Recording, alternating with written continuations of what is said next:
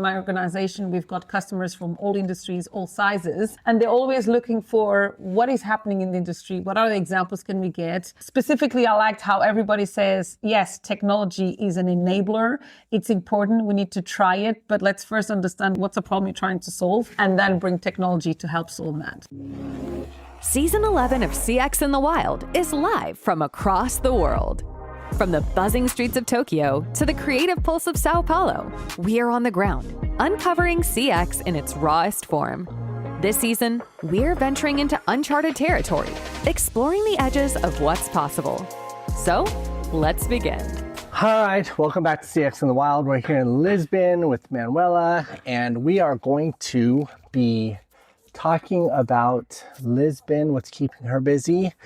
But before I get in too far into it, Manuela, why don't you tell us who you are and what's keeping you busy these days? Okay, so my name is Manuela Doutel Haghighi. The Doutel comes from my mom, who's Portuguese. The Haghighi comes from my dad, who's Iranian. I was born in France, so I'm officially confused. I've lived in 7 different countries, 3 continents, and I left Portugal when I was 18. Went around the world, lived and worked in many different countries and companies. And between Brexit and 40s, I say, you know what? Actually, Portugal is a really cool country. So I'd love to work in Portugal, but have an international job and an international salary. And cutting a long story short, with COVID in the middle, I ended up with Microsoft right now. I'm a director in global customer experience and success. And when I joined, what keeps me busy right now, we're in our new fiscal year. We just started now, and I work in a team of about 400 people. So I'm part of the leadership team, and our role is for the top strategic accounts that we have. And right now, they've gone from 200 to 600. We ensure that customers that get our technology are making the most of our technology.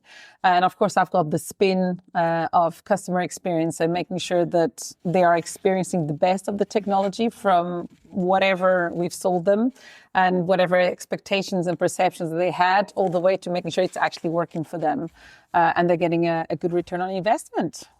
Wow, that's quite a lot. I know. That was like, and I talk a lot. I'm Portuguese after all. That was more, I think, than I've heard anyone say in quite a while. That's a long list of things. Yeah. Let's talk about well, we're here at the CX Leader Summit today. What was your key takeaway from today? The cases. I was saying I like the summit, not just today, but the one that we had a couple of weeks ago, compared to like technology summits, AI summits, leadership summits that we go to, where people talk in very broad, generic terms, and they always put the best side of themselves and their organizations. So I'm getting a bit bored about that. What I liked about the CX Summit is real cases. And today, for example, all the examples that we got and from India and other companies as well was, gosh, I hadn't thought about this. So for me, I come with ideas of really I can see organizations that are really putting the customer at the center of everything they do, and then how they apply technology to it. So examples from healthcare, people not being able to go to the hospital, but, having, the support through the technology to understand what they have and where they can go next. The insurance companies, one of my favorite stories was, if I think about my mom, she's 86. She's got a car that maybe she uses now maybe once a year, and yet she's paying insurance the whole year when she's actually not using the car. And the fact that you now can only pay insurance with a device in your car when you use the car. These type of examples, for me, is really putting people at the center. And I come here for inspiration, because in my organization, we've got customers from all industries, all sizes, and they're always looking for what is happening in the industry. What other examples can we get? And specifically, I liked how everybody says, yes, technology is an enabler. It's important. We need to try it, but let's first understand what's the problem you're trying to solve, and then bring technology to help solve that. Does that make sense? Yeah, there is a real shift, I think, from ownership to utility when it comes to pricing and the experiences that we want. Yeah. And you're doing a lot. You've seen a lot across a lot of different borders, and now you're You're working on Microsoft here. What do you think is on the horizon for customer experience in up until the end of the year? Somebody made the joke about not predicting too far in the future now because of COVID, and I think that's true. But if you would have told me how much would change with Claude and OpenAI and ChatGPT, I wouldn't have imagined we could do 2 years ago what we can do now. So there's a lot of changing, but what do you think's changing? Because you're sort of one of the bigger icebergs in the water. We are. So on one hand, you've got the pressure of a very competitive market. And so it's how do you stay ahead of the competition? In precisely as you said, this new pricing model, which is you pay what you use for. So in a way, it's quite easy to switch, from one provider to the next. So that's one pressure that you have. I am convinced, and this is my personal opinion more than anything else, that what will make the difference is the customer experience. Because if you take large-scale digital transformations, because ultimately that's what it is, and again, the solutions that you have, whether it's cloud or AI or data or whatnot, security, it's solutions, but it's still a digital transformation of organizations. I think what will make the difference is customer experience. It's not the cheapest. This price war comes to a point that it's not sustainable anymore because you still need to invest in the present, in the future, in new technologies, in people. So I am convinced that customer experience is going to be the differentiator. Now, traditionally, and we're no different, people thought about customer experience post-sales. And they don't realize that actually the customer experience comes from your brand, if you have one, if you're known or not. And the idea is that marketing, communications, and then sales people actually put in your head. They paint a picture, and then delivery has to go and make sure that whatever dream they've sold makes it happen. I think these organizations are starting to realize, and I can speak from my own. If I look at our area, customer experience was set up 2 years ago, and we have a strategy. It was a team that was appointed and sponsored by the CEO. That's super important. I see a lot of people talking about customer experience, but it's nice to have in a marketing department or some other department. It's not the core part of the strategy of the culture. And I think we talk a lot about listening to customers, but we have what we call the 4 voices strategy, where we listen to our customers. And we're starting to listen to them from the sales cycle all the way to the delivery implementation cycle. Conversations, not just customer sat surveys. Again, that's very contact center type of approach, but actually in every interaction, in the services, in the talks, in the meetings, measure all of that. But also our partners. We're a company that half of our revenue comes from partners. So are we actually listening to our partners? I was just having a conversation outside and how partners, which are often the people who implement our technology, what's their experience with us? How are we treating them? A lot of them are SMEs. How we listen to our employees. So that's one of the things that is the future, is listen to the employees. Often the employees know what the problem are because they're the ones facing the customer. I love the Deepu's example about saying the person of the contact center is the customer rep and they rate the other departments that support them. I thought that was a brilliant idea. I'm definitely going to take this back home. And so employee experience is super important because these are the people who actually face the customers day in, day out. And then last but not least, the market experience, i.e. what is the competition doing? What's intelligence out there? Learning from all of that. So for me, the future of customer experience is these 4 voices and not just focus on one aspect, but all of them, and then personalize it as much as possible. What do you think? I think that was a lot. I normally am a good listener, but it's hard because you say so many things. Like to one question, you have like 70 answers. I'm trying to just keep up with So this is outstanding. I love it because I am struggling to. So I asked you what the future of customer experience looks like for the short term, and you said you had an observation about top-down leadership. Yeah. You had observation about interdepartmental Yeah. coherence and not analysis, but like recognition, but also just the beginnings of the conversation of interdepartmental calibration. I think so. You talked about management and vision and organization, and then you talked about calibration. But then you did circle back around twice about CX life cycle, but you talked specifically about the front end of brand and marketing and sales. But, there is also, of course, all the way down to supply chain finance, commodities. So you talked about the broad spectrum, and which of that, what do you think, like, if you could have Narrow down. Yeah, like, what do you think, like you personally, not like what you see for the industry, or like, is Sales. there one thing you're... Sales. I think the future of CX is looking at how we sell. If you set the right expectations, then it'll be a lot easier to meet the expectations of the customers and give a good customer experience. Let me jump in. Jump in there. So you said the future of customer experience is sales. And it's great. I love that as a kickoff. And part of that is like, then also the future of customer experience is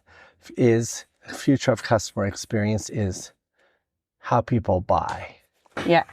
So, and I think our earlier discussion was a little bit around this new buying behavior of fragmentation or fractional purchases or utility.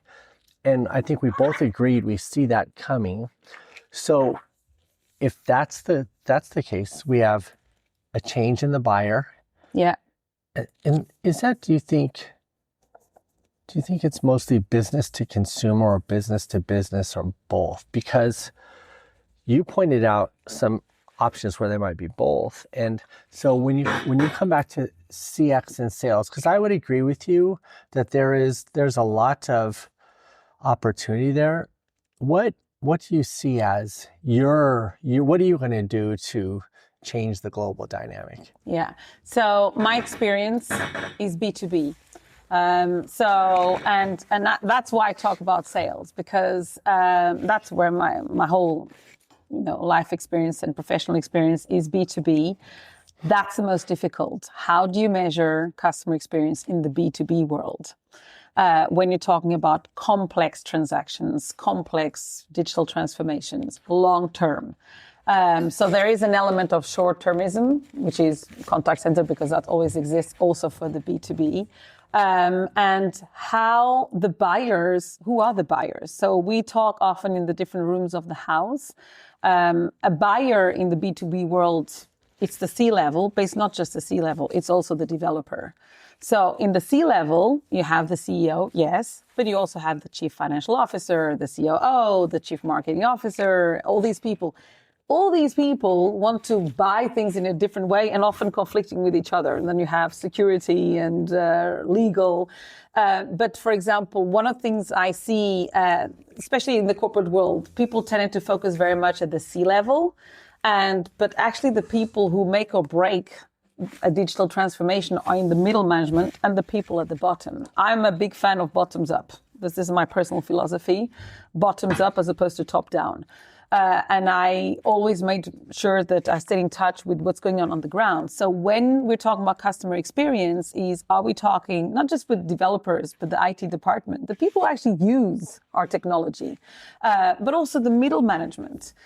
Because very often when things go wrong, and my specialty is things going wrong and trouble contracts and upset customers and whatnot, It's the middle management that we've ignored, and by the time it goes to the C-level, it's already a crisis. It should have never got to the C-level. And two aspects about this, and again, based on my experience in the B2B world. By the time it gets to the C-level, they only hear about the things that have gone wrong. We often do, in the delivery world, in the implementation world, a very poor job at selling what we're doing well. How things are going well. The fact that you don't hear noise, it's actually good news. So I would say that's why, for me, it's different types of buyers. It's very different from B2C, because the B2C is an individual. So it's a lot easier to tailor, the sell to that individual with technology. In the B2B world, it's still human interactions, and it's different levels of an organization. So technology can help, but you still need that human interaction. Yeah.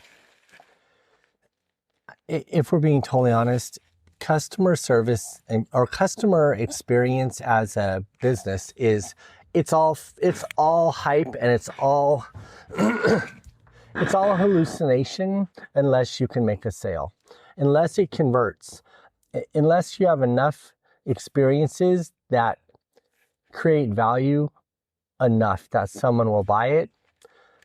So many times we find ourselves solving customer experience problems for people who have already purchased. And that's really not where the emphasis should be. And I think you're right that it will go closer to sales. Do you think bigger companies like yours have an equal opportunity to do that compared to smaller, like more nimble companies?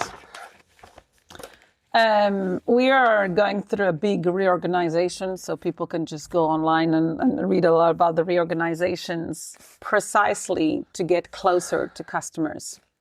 And it's been very interesting to see this, because when you become very big, again, the middle piece grows, arms and legs, and there's a tendency for large organizations to be inward looking because they're that big.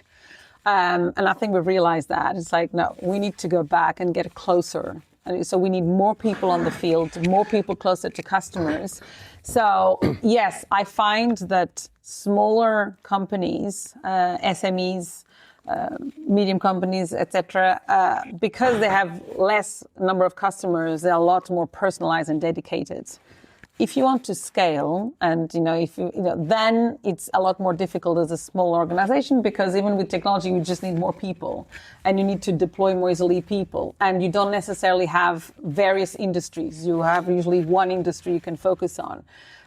So I think we are. And it's not just organization, getting closer to the field, closer to our customers, and bringing the experience of a lot more customers. And we're using technology for that. One of the things I've seen in our customer experience area is we are doing measurements in general, and then insights. And the insights are now so advanced that you can go to an area as big as the Americas and say to the President of Americas, right, here's your pipeline in the health sector in this territory. However, here's the issues we're having, with the customers in that territory. Unless you fix that, forget about selling anything to them. Now, thanks to technology and the scale and the investment that's put in that, you can say that. I don't know if small and medium companies, that's what I'm saying, as a niche and dedicated service, that will be great. But if you want to scale and do this for bigger industries, then that's going to be a lot more difficult. And that's like companies like ours can actually do that. Yeah. It's kind of funny to hear you tell the story about your reorg, because I heard you in the conference earlier today saying you were IBM, but this sounds just like the IBM playbook. Pulling it all back, getting back into the customers, like creating a better experience. That worked. It works. Strange, Starbucks did that same thing.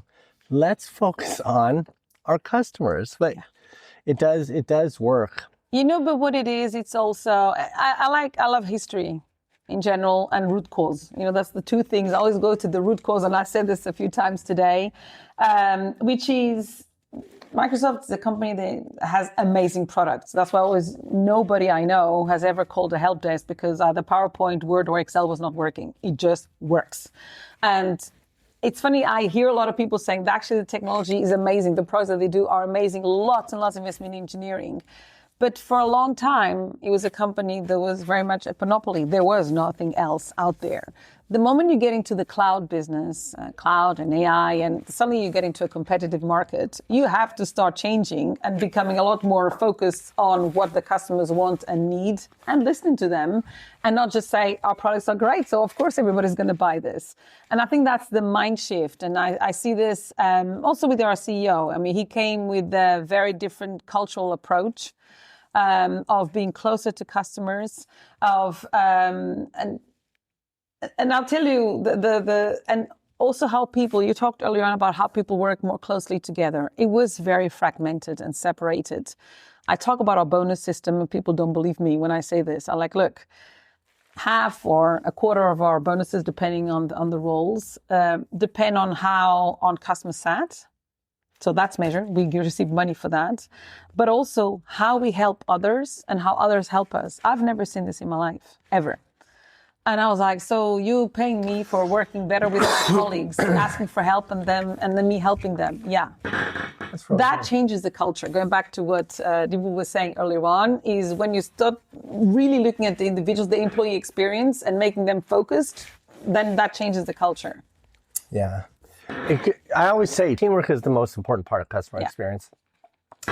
Well, it sounds like you have some exciting times ahead. I wish you luck. Is there anything you'd like to say to the audience before we wrap up this quick little podcast from the CX Summit in Lisbon? I'd love to see more CX summits. I'd like to see, in Portugal, this is growing. So I'd like Europe. I traditionally have seen, especially the Americas and also Asian countries, very much focused, on customer experience. I'd love to see Europeans, so starting with Portugal and other countries, invest more in these type of summits, in sharing experiences, in learning from each other, because it's such an amazing world, and then learning from other continents, seeing what other places, other countries are doing. So let's continue having these podcasts and these summits and learning from each other, because ultimately, without customers, we don't have businesses, so it only makes sense. All right. Well, and thank you for fitting me in, because we have to run off to this next thing. Okay. Thank you. CX is shaped where people live, work, and connect. Thank you for being a part of this journey. There's more to discover, more to challenge, and more to create. So stay curious, and we'll see you out there.